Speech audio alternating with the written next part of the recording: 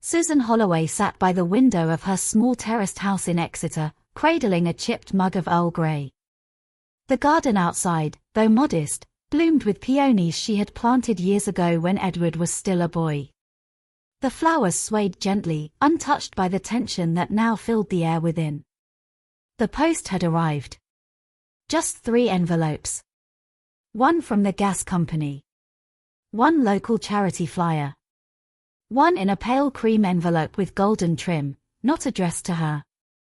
Her hands trembled slightly as she turned it over. It was for Mrs. Penelope Hargreaves next door. Again. The elegant script stabbed at her heart, not because of the name, but because she had hoped. Hoped foolishly that today would be the day the invitation came. The wedding was in 2 weeks. Edward had said it would be small. Elegant. Just a close group. But surely his own mother would be on that list. She took a slow sip of tea. Cold. Susan reached for the phone. She scrolled through her messages with Edward. The last one from her had 2 blue ticks, but no reply. That was nearly 10 days ago. She read it again. Let me know if you need help with anything, love. Still nothing. She tried not to overthink. She reminded herself that he was busy. He was always busy now. Doctor. Head of department. Engaged to a woman from a family that wore polo boots to breakfast. Her own reflection stared back at her from the glass pane. Grey wisps of hair she used to dye every month. Lines etched across her forehead, shaped by years of night shifts and missed meals. Hands that once held scalpels now trembled over teacups. She stood, brushed crumbs from her lap, and walked over to the hallway mirror. There was a photograph pinned beside it, a boy and his mother. Blackpool Beach. 1994, he was holding a sandcastle bucket, grinning. No sign of his father, of course. Susan had never told Edward who his father truly was. Not out of malice. Out of mercy. But mercy, she realized, does not age well. It turns sour, like forgotten milk. That evening, she walked to the shops. A woman at the till asked how she was. Susan smiled and lied. She always lied. On her way home, she passed the large notice board outside the village hall. A poster was pinned there, fresh ink and glossy paper. Hargreaves Montgomery wedding. Guests only. She stopped. A slow, dull pulse began in her temples. She had not been invited. Not forgotten, excluded. And in that moment, something inside her shifted. Not anger. Not sadness. Resolve. The Montgomerys lived in a Georgian townhouse nestled between embassies and private clinics in West London. White columns, iron railings, a brass door knocker shaped like a lion's head, the kind of house that had a drawing room, not just a living room. Susan had never been inside. She had only seen it once, on a damp afternoon when she had travelled 3 hours by train for an engagement luncheon she was later told had been rescheduled. No one had bothered to tell her before she arrived. The bride's mother, Clarissa Montgomery, was the kind of woman who made you feel underdressed even if you were wearing pearls. She had greeted Susan that day with a smile so tight it could have been stitched in place. Edward, for all his charm, had been nervous. He had introduced Susan quickly, as though embarrassed. And Clarissa had nodded, lips pursed, eyes scanning Susan like a museum exhibit that didn't quite belong in the gallery. That was a year ago. Since then, invitations had slowed. Then stopped. The only thing that came regularly now were updates from strangers, a receptionist at the clinic who said she saw Edward and his fiancée in Tatler. A neighbor who'd spotted a delivery van dropping off custom champagne bottles at the Montgomery residence. The internet was full of glossy images, engagement shoots in lavender fields, menus embossed in gold, a hashtag. Susan never clicked. But on the Thursday before the wedding, a letter did arrive for her. Hand-delivered. Unmistakably elegant. It was not an invitation. It was a short, formal message on thick paper. The kind used for business cards or bad news. It was from Clarissa Montgomery. Dear Mrs. Holloway. Given the nature of the ceremony and the size of the guest list, we have decided to keep the event limited to immediate associates and family. We trust you understand that it is in everyone's best interest. No signature. Just the initials CM in a silver monogram. Susan read it twice. Then folded it neatly and placed it in the drawer next to the kettle. That night, she took out a wooden box from under her bed. Inside were birth records, photos, a pressed flower from a hospital corridor, and a letter she had never dared send. It had been sealed for 34 years. She ran her fingers over the handwriting. The ink had faded slightly, but the name at the top was clear. It was not the name Edward believed to be his father. The truth was far more complicated. And it lived inside that envelope like a sleeping match, harmless until struck. The Montgomery estate in Oxfordshire was where the wedding rehearsal would be held, not at a church, but in the gardens of a country manor that had once belonged to a viscount. Rows of chairs lined the manicured lawn. A floral arch stood at the front, already adorned with ivory roses, eucalyptus, and gold silk ribbons. Clarissa gave instructions with military precision. Everything had to be perfect. The string quartet rehearsed discreetly in the background. Caterers walked past in white gloves. A drone hovered quietly above, recording cinematic footage for the family's social media channels. Edward stood beside his bride-to-be, Amelia. He wore a light blue linen shirt with the sleeves rolled up and a slight crease in his brow. He looked handsome. But he also looked tired. Not the kind of tired one gets from lack of sleep, but from carrying something heavy and invisible. Susan was not present. Her name was not spoken. But she existed in the edges, in the silence between the bride's instructions, in the slight discomfort Edward showed when Clarissa announced that the family has gathered. Amelia's father, Henry Montgomery, offered Edward a whiskey before the sun had even set. He was the sort of man who spoke in statements and rarely waited for replies. He slapped Edward's back and laughed too loudly, his cufflinks catching the golden light. Meanwhile, behind the hedges near the edge of the property, Susan stood still. She had taken the morning train from Exeter, then a taxi to the outskirts of the Montgomery manor. She wore her Sunday coat and a scarf that flapped gently in the breeze. No one knew she was there. She did not intend to interrupt. Not yet. But she needed to see it. To see what they had planned. What Edward was stepping into. From her position behind the shrubs, she watched as the couple rehearsed their walk down the aisle, smiling for invisible guests, pausing at the precise spots they had practiced. She watched Clarissa adjusting Amelia's veil even though there was no wind. She watched Edward glance around, only once, as though sensing something was missing. Susan did not cry. Instead, she reached into her handbag and pulled out the envelope. The one from 34 years ago. She held it tightly in her hand. The seal remained unbroken. The name on the front stared back at her. The man Edward believed to be dead. But he wasn't. And Susan was about to remind them all of that. Susan boarded the evening train back to Exeter with the letter still in her handbag, her gloved hands folded neatly on her lap. The carriage was mostly empty. Outside the window, the countryside rushed past in streaks of green and gold.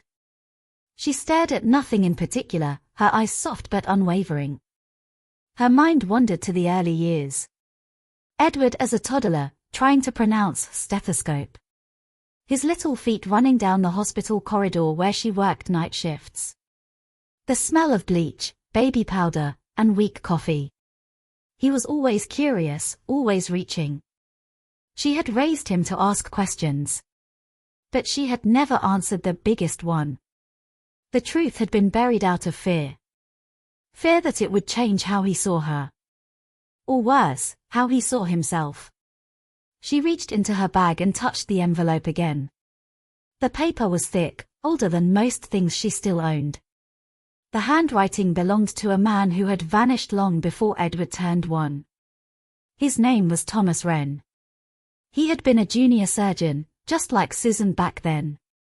Bright, bold, and married. Susan had ended it the moment she found out. But by then, she was already pregnant. Thomas had wanted to be involved. He had written, called, even turned up once at the hospital. But Susan had made a decision. She cut him off. Not for revenge, but to shield Edward from confusion, from a life of secrets and half-fathers. Until now. Now, she wasn't sure if that decision had protected Edward, or robbed him of the chance to know his own truth. As the train slowed near Reading, a woman entered the carriage and sat across from her. She wore a pearl brooch and smelled of violets. She smiled politely. Susan returned the smile but said nothing. The envelope remained hidden. At Exeter St. David's Station, Susan stepped off and walked slowly down the platform. The town was quiet. The air tasted of drizzle and something older, like memory. When she reached home, the house greeted her with stillness.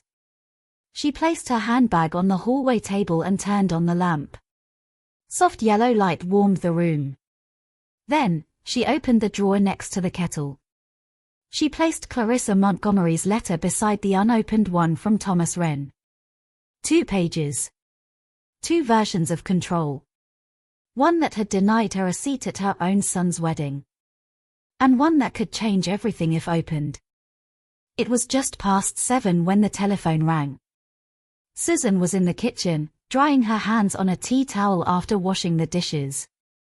The sound startled her. Most calls these days were from charities or wrong numbers. Her fingers hovered for a moment before lifting the receiver. "Hello, Mum." Edward's voice. She felt the air shift. A pause, like the world held its breath. "Yes," she answered softly. Another pause. I hope I'm not calling too late." Susan wanted to say he was, in many ways, 30 years too late. But she stayed silent. "I know it's been awkward lately. With everything. I'm sorry if you felt left out." She sat down slowly at the kitchen table, the phone still pressed to her ear. "It's not about feelings, Edward," she said calmly. "It's about facts." Another silence. He seemed to be choosing his words with care. "There are things I should have explained earlier. Things that Amelia's family wanted. And I didn't push back hard enough." Susan closed her eyes. "I see." He hesitated. "The wedding is in 2 days. I know it's short notice, but I wanted to ask if you'd like to come." Her eyes flew open.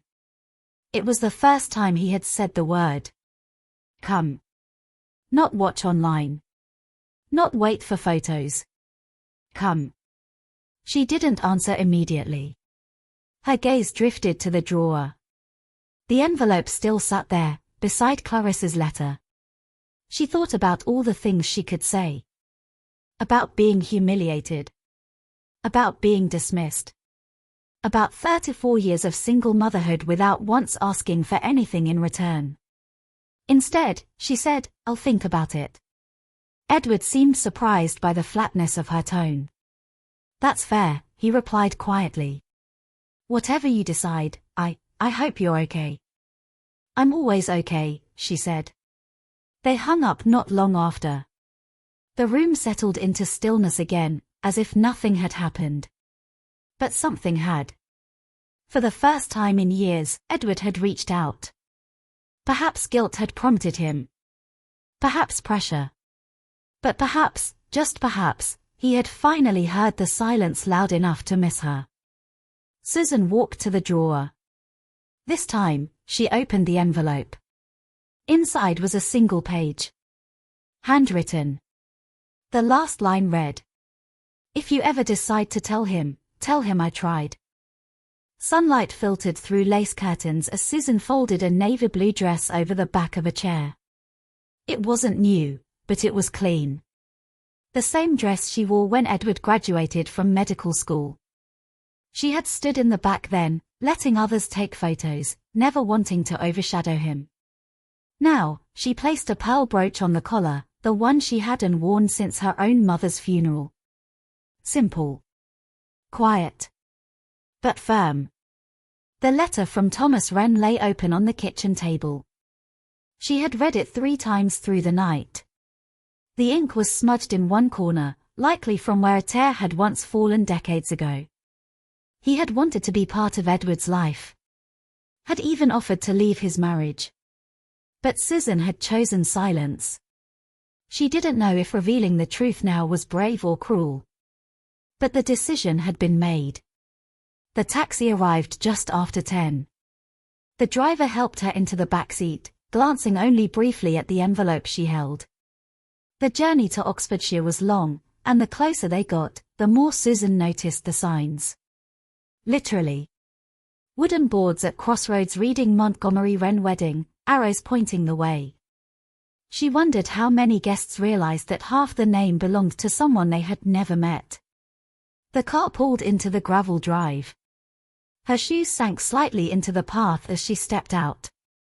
A valet moved quickly, offering his arm. She declined. Her spine remained straight. Music floated through the air. A harp this time. Guests milled about in floral dresses and suits in pastel tones. Champagne was already being poured beneath the cream marquee. Susan walked with quiet certainty past clusters of strangers. Some glanced at her, confused. Most didn't recognize her. But one did. Clarissa. She stood near the refreshment table, glass of Prosecco in hand, speaking to a bishop in gold-trimmed robes. Her eyes locked on Susan's instantly. The Prosecco stopped mid-air. Susan gave the faintest of nods. Clarissa set her glass down, slowly. She walked forward. Susan, she said, lips thin. Clarissa, Susan replied, tone even. I believe this is a private event. So I've been told, said Susan. But I think Edward invited me. Clarissa stiffened. We hoped you would reconsider. I did. I'm here. There was no shout. No scene. Just 2 women, still beneath civility, standing inches apart as the strings swelled in the background. I won't stay long, Susan added. I only came to speak to my son. Clarissa's jaw twitched. Before she could reply, Edward appeared. His eyes searched the gathering, then fell on Susan. He froze. His expression was unreadable, not anger, not joy, something in between. But he approached. Mum. Hello, Edward. He looked at Clarissa, then back to his mother. Can we talk? She asked, her voice steady. He nodded. And together, they walked past the floral arch, away from the guests, into the shadow of a tall oak tree. The letter, folded neatly in her hand, waited between them. The shade beneath the oak tree was cool and still. A gentle breeze rustled the leaves above them as Susan and Edward stood face to face. The laughter and music from the wedding reception drifted faintly through the air, muffled by distance and foliage. Susan reached into her handbag and took out the envelope. She held it for a moment in both hands before offering it to him.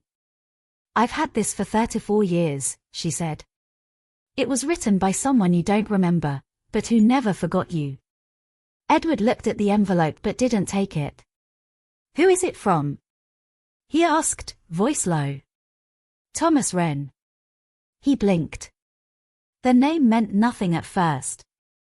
Then something flickered across his face. I thought my father was David Holloway. Susan shook her head, gently. David gave you his name because I asked him to. But he wasn't your father. Edward stared at her, disbelief settling like fog. You told me he died when I was a baby. He did, she said quietly. But not David. Thomas. He was a surgeon I worked with. I didn't know he was married when it started. When I found out, I ended it. But I was already pregnant. Edward stepped back slightly. The envelope remained between them. He wanted to be part of your life, Susan continued. He wrote letters. He tried. But I was afraid. I thought silence would be cleaner. Easier. For who? Edward asked, not harshly, but with a raw edge in his voice. Susan looked up at him, eyes steady. For you. For me. I didn't want your childhood to be shaped by confusion and custody visits. I wanted you to feel safe. He took the envelope at last. His fingers brushed hers. The paper felt warm between them. I read the letter last night, she said. You don't have to open it now. Or ever. I only brought it because I thought you deserved to decide.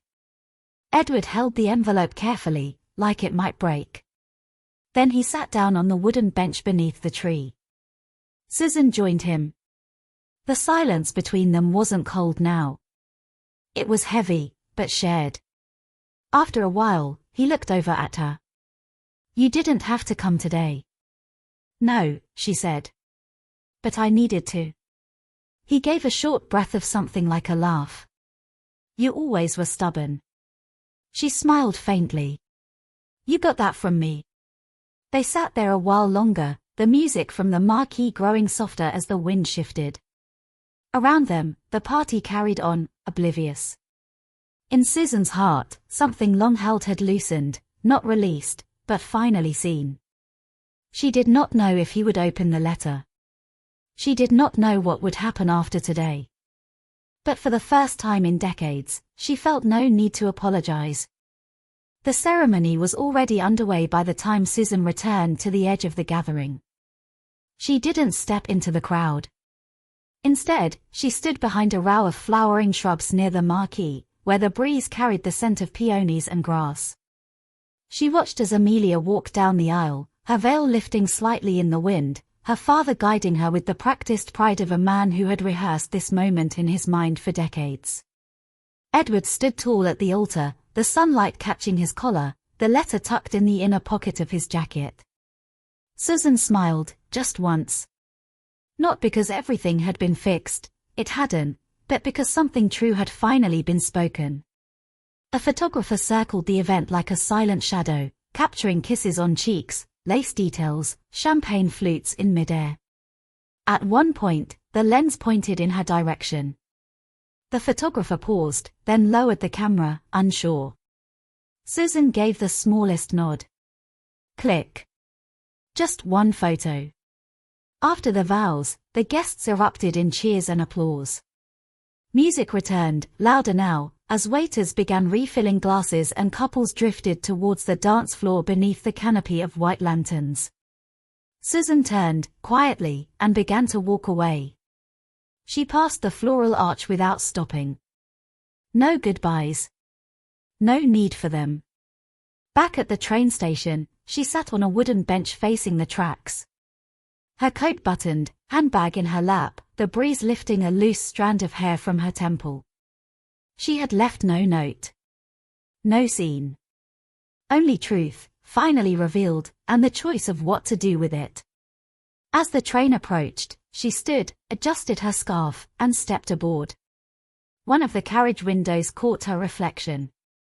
She looked at it, truly looked, and saw not an outsider, not a shadow from the past, but a woman who had given all she had.